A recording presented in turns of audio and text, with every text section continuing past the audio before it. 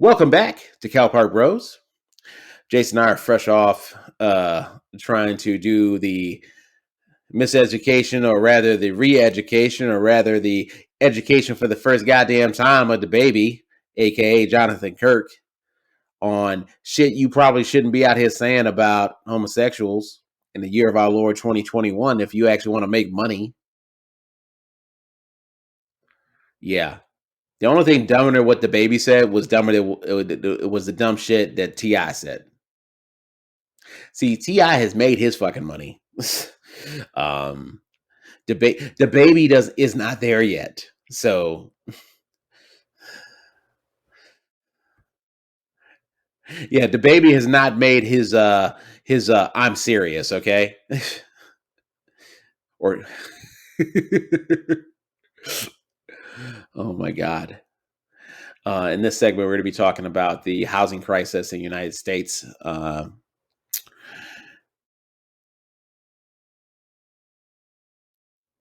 And Jason referenced an article from CNN regarding the moratorium. It's like Democrats in the White House and Congress forgot the date. Now it's the first of the month, and rent and back rent is suddenly due for millions of Americans who have been shielded from eviction during the pandemic. Millions of households could face eviction over the next month when lawmakers are on their annual August recess, and some have predicted a full-blown eviction crisis, such as a surge in COVID cases from highly contagious Delta variant, maybe prompting renewed calls for people to stay home and keep their distance. Speaker Nancy Pelosi told reporters Friday evening after the House tried and failed to pass legislation that would extend the federal eviction moratorium. There was not enough time to socialize it within our caucus, as well as build a consensus necessary, she said, with a promise from her top lieutenant to visit the issue as soon as possible, probably after the break. Pelosi was likely referring to the fact that the Biden administration only formally asked Congress to pass an extension on Thursday. This would have been the Thursday. Well, that would have been last week. So today's the 10th. So that would have been the 5th, right?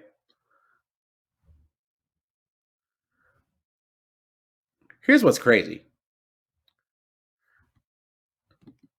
You kind of gotta, I'm willing to give the president a little bit of a pass. There's two things I'm really not willing to give the president a pass on. Number one, things that frankly I know that a lot of citizens have asked for. Number one, cancellation of student loan debt, and number two, this rent crisis because of COVID. Because there's still a shit ton of people. Number one, some of these people died. They may have had a rental agreement, but also, if you don't feel safe enough, the job that you were relying on for money, there's just going to be this crazy mass exodus or mass really crazy move to evict all these people. They don't have anywhere to fucking go potentially. And also, the game is fucked up because all these people, all these landlords, a good chance they have a loan out for that shit. So there's multiple losers in that, right? Yeah, it's very interesting subject because to be honest with you, so I saw how this came on my radar and to put it into the hopper of topics again, Jasonism. How to put it in there was because there was an article that came out that said, "Hey, the the moratorium is going to be expiring at the end of July, July 31st." And I forgotten that was even still a thing. So I'm like, "Oh, they're still not being able to pay, having to pay rent and all that stuff like that, and can't get evicted for all this time." Which I guess, depending on your situation, or I guess no matter what your situation is, that's a good thing that you've been able to have that little bit of cushion to know, okay, for right now, I can get my situation together and I don't have to worry about getting evicted. So that's good. But of course, when I saw it getting ready to expire, and at the time seeming like there wasn't going to be another extension, I'm like, oh, okay, interesting timing for this. Right in the middle of summer, kids are going back to school. You know, certain things are ending, things like that. Um, now fortunately, it was a few days gap. Like I said, it expired on July 31st. And day passed. It's August 1st. No moratorium extension. Eventually, like I said, Biden did come back and say on August 3rd that we're going to go ahead and extend this till October 3rd.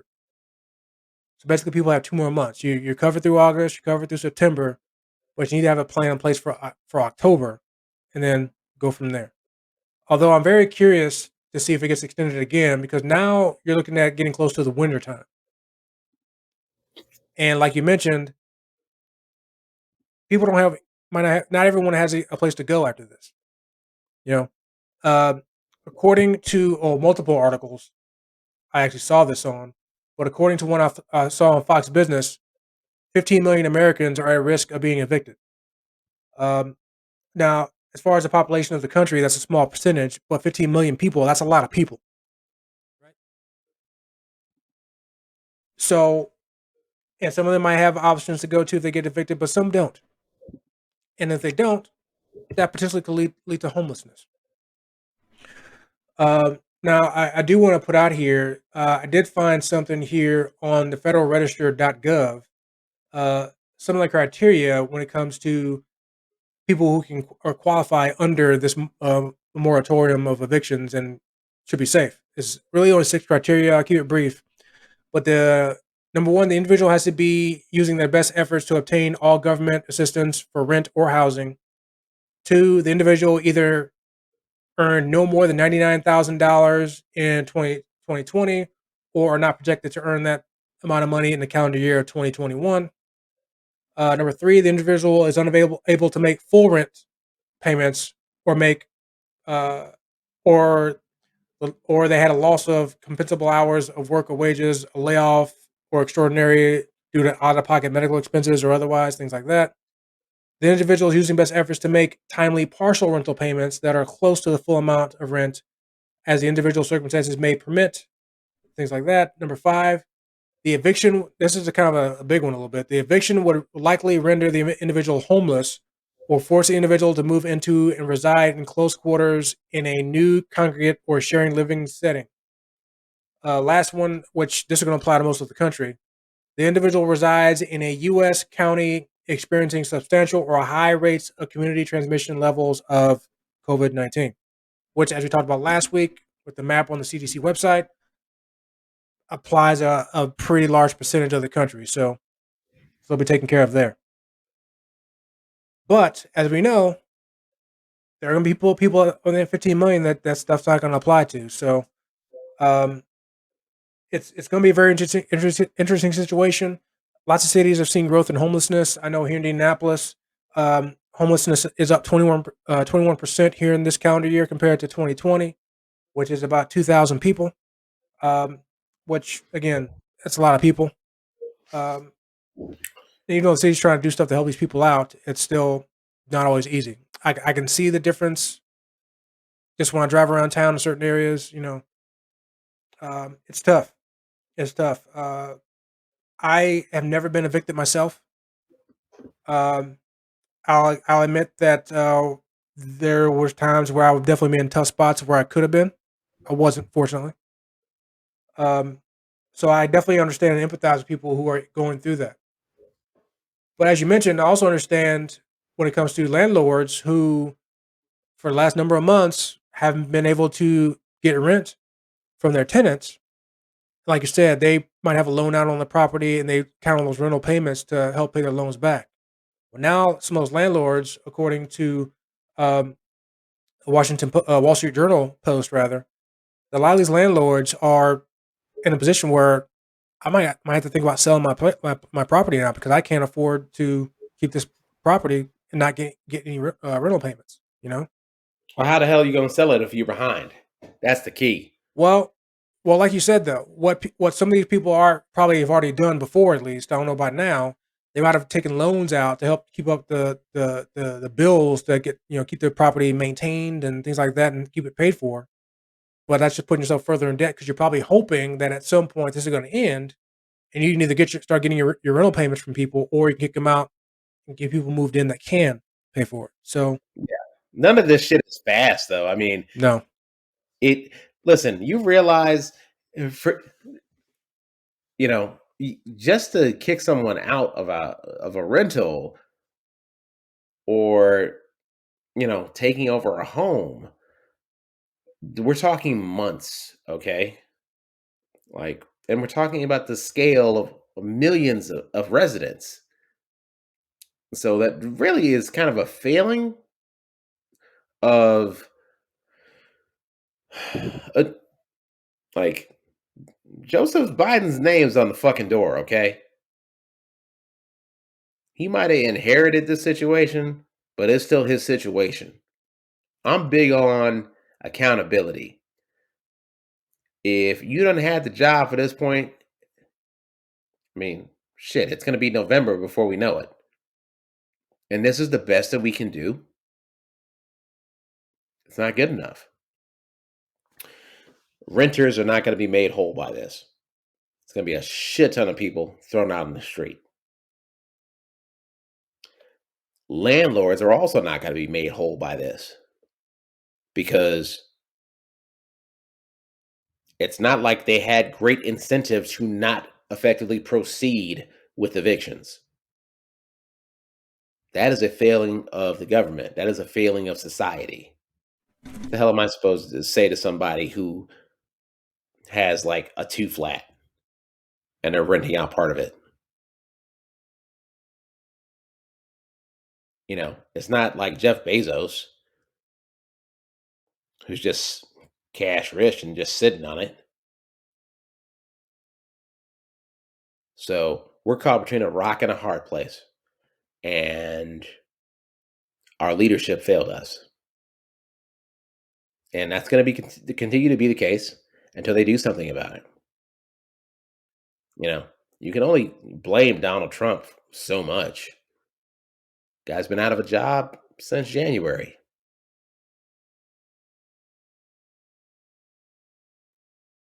So one thing I do yeah. want to point out real quick is that the moratorium only prevents basically law enforcement coming and actually removing someone from a property, that part of the eviction. Landlords can still formally file the eviction process with their local government office, or however they do that. So they can still file the process, and that way they can get the eviction on the person's record, which does affect them negatively down the road for getting other property as well. How does that affect them, though, negatively?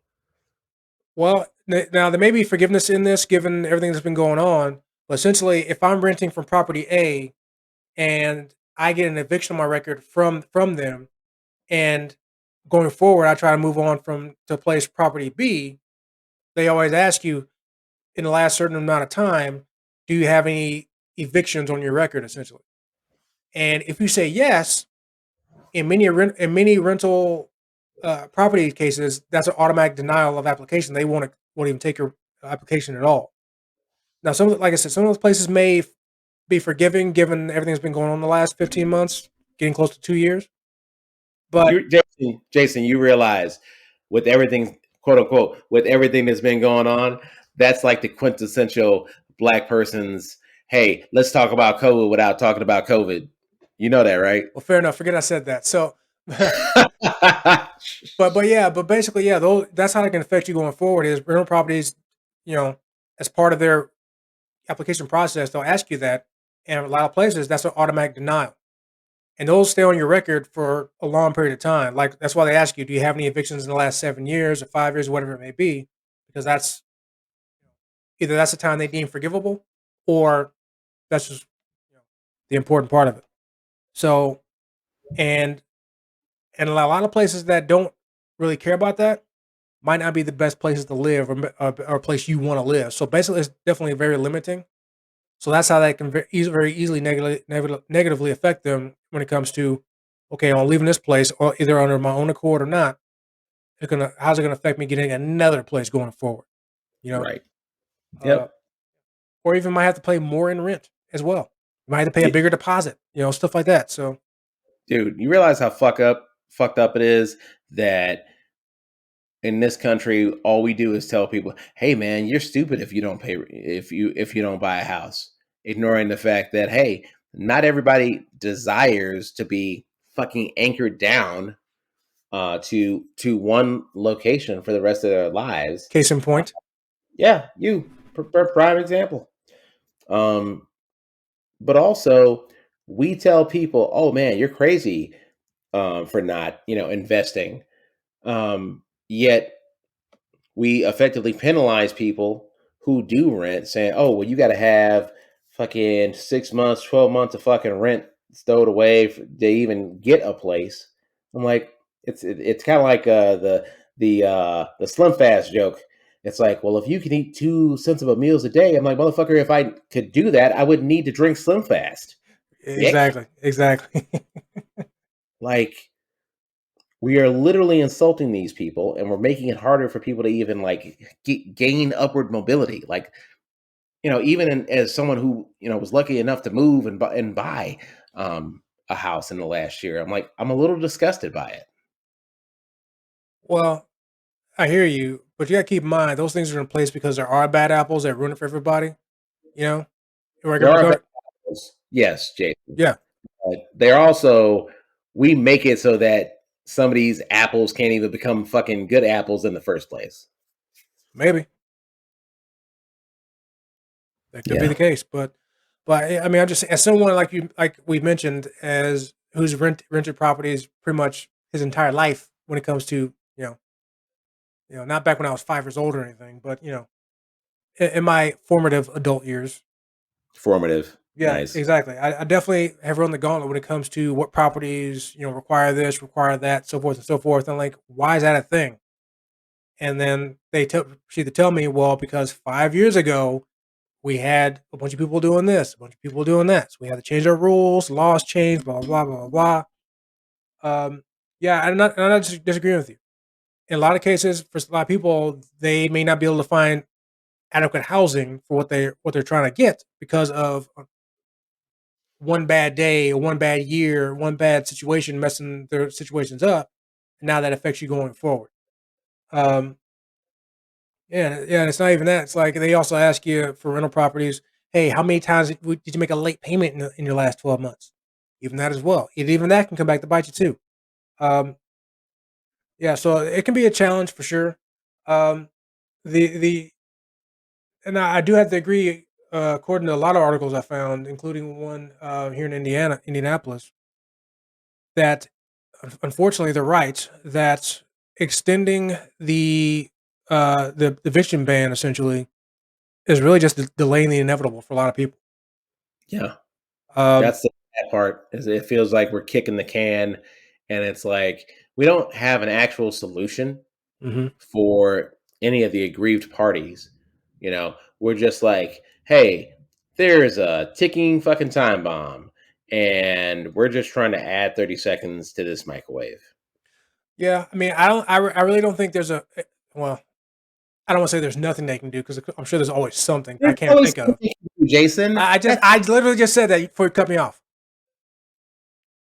But no, man, I agree. Yeah, definitely. There's always something that could be done. I'm not sure what the federal government is able to do, but I'm sure there's something. But I really think it's really of great importance for the city governments to do things when it comes to helping take care of either the actual already homeless in your city and also for the potential homeless in your city as well. Like I mentioned, Indianapolis with the homeless population increasing from this year compared to last.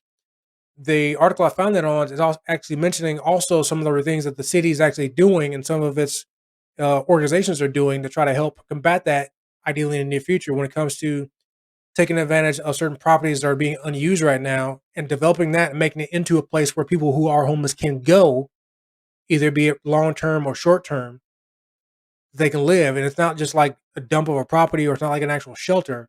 It's like actual like community type property, you know? And I now hopefully they actually do it. I mean, people talk a big game sometimes and things don't come into play or just stuff like that. So the fact that they put it out there in the media, clear as day on their biggest news channel's website, hopefully they actually make it happen. The people they interviewed about that seem like they're pretty genuine to making it happen, like it's going to happen. They're just cutting all the red tape here, making this happen there. So that's why I say it's really up to the cities probably to take care of their own, as opposed to looking to the big man in the sky when it comes. I don't mean Jesus or God or anything. I mean like the federal government. Um, but yeah, it's up to them. It's up to the cities. I think that's what it really accounts for. I'm sure living in the Chicagoland area, you probably agree a little bit. Um, but it's definitely the homeless situation in this country is definitely something that as a whole, it's an issue.